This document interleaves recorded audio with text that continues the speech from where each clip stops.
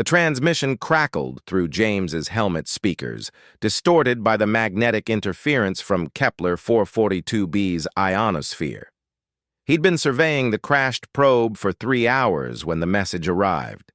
Not in binary, not in any Earth language, but in something that made his neural translator spark with painful intensity. "I can't move my wings or close my legs."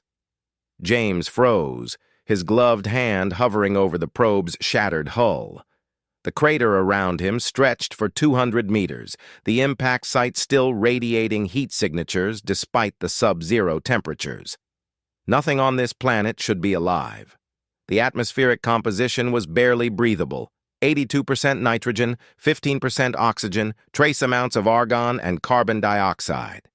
No indigenous life had been detected in the 6 months since the Meridian had entered orbit. "Liana, are you getting this?" James sub-vocalized into his comm unit. Aboard the orbital station, Dr. Liana Chen pulled herself away from the spectroscopy readouts. "Getting what? Your vitals just spiked. There's a transmission, something near the probe. James, there's nothing on the surface scan. You're alone in a 5-kilometer radius."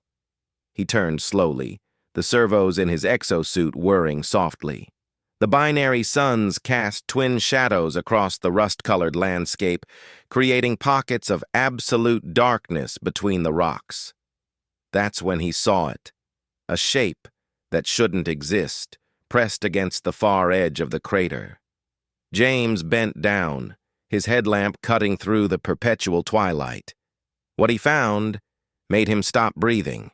It was humanoid, roughly, 2 meters tall, skeletal thin, with a chitinous exoskeleton that reflected his light in prismatic waves. But the appendages, 4 translucent membranes extended from its back, each one stretched at an unnatural angle, pinned beneath chunks of debris from the probe. Its lower limbs were splayed wide, locked in position by some kind of metallic growth that had fused with the ground. The creature's head turned toward him. No eyes that he could see, but a series of bioluminescent patterns pulsed across its skull in rapid succession. "I can't move my wings or close my legs," the translation came again, this time with emotional markers his neural implant tagged as distress, shame, desperation. "Liana," James whispered, "you need to see this." He activated his suit's holocam, streaming live footage to the station. 3 seconds of silence followed, an eternity in crisis protocol. "Jesus Christ." Liana's voice was barely audible. "James, don't move. We need to wake Dr. Okonkwo. That's not indigenous life." "What do you mean?" "Look at the metallics fused to its legs. That's coherent nanomaterial, post-singularity engineering.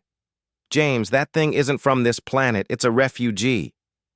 The creature made a sound, part harmonic frequency, part grinding metal. More symbols flashed across its skull, and James's translator worked overtime. "The probe. Your probe. It fell on me. 17 rotations ago. Pinned. Calling. No answer. Until now. 17 rotations. On Kepler 442b, that meant roughly 19 Earth days. James felt sick. Their probe had crashed 3 weeks ago, and Command had written it off as a navigational failure. They'd sent him down to recover the data core, not to conduct search and rescue for an alien life form. "Can you understand me?" James asked aloud, knowing his suit would translate. The bioluminescent patterns shifted. "Yes. Human. You are the first. In so long. The first human. The first anything, with compassion circuits still intact." Liana's voice cut through. "James, I'm running an analysis. Those nanomaterials are trying to heal it, but they're bonded to the planetary substrate. It's literally being consumed by the ground. We need to extract it now, or in another 48 hours there won't be anything left to save." James circled the creature slowly. The debris from the probe, a guidance fin and power cell assembly, had crushed the wing membranes, and the metallic growth was spreading from its legs like crystalline roots. burrowing deeper into the regolith. "I'm going to help you," James said, "but I need to understand. What are you? Where did you come from?" The pattern slowed, became almost meditative. "I will be, a walker. My kind travels between the spaces where gravity folds. We move through what you call wormholes, but I fell, injured, landed here, waiting for my flock." "Your flock abandoned you?" "No. Time moves differently in the fold. For them, I have been gone seconds. For me, it has been ages." James began clearing the debris, his exosuit's hydraulics straining against the probe's mass. Liana coordinated from orbit, running calculations on how to safely sever the nanomaterial bonds without killing the creature. "Why can't you move your wings or close your legs?" James asked as he worked. "Is it just the physical damage?" The creature's bioluminescence dimmed. "Among my kind, to be trapped thus is to be exposed, vulnerable. It is the position of death, of surrender. I have been dying slowly for 17 rotations, unable to assume dignity." James understood then. It wasn't just about physical injury. For this being, the forced posture was a violation of something fundamental, like a human unable to close their eyes or cover their body, or assume any position except complete helpless exposure. "Hold on," James said, gripping the final piece of debris. "I'm getting you out." As the guidance fin lifted free, the creature's wings snapped inward with an audible crack, folding against its back in a configuration that James's mind couldn't quite process.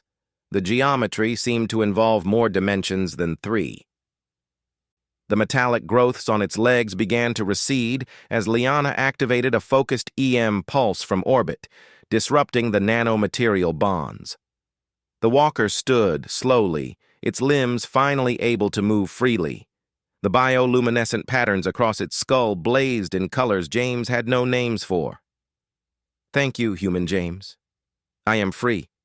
I am whole. I can return to the fold." "Wait," James said. "Your name. What do I call you?"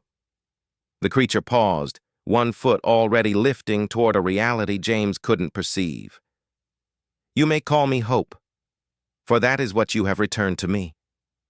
Then it stepped sideways, not forward, not back, but through, and vanished, leaving only a faint shimmer in the air and the ghost of gratitude in James's neural translator. Liana's voice was soft in his ear. Did that really just happen? James looked at the empty crater, the disturbed regolith, the cleared debris. "Yeah," he said.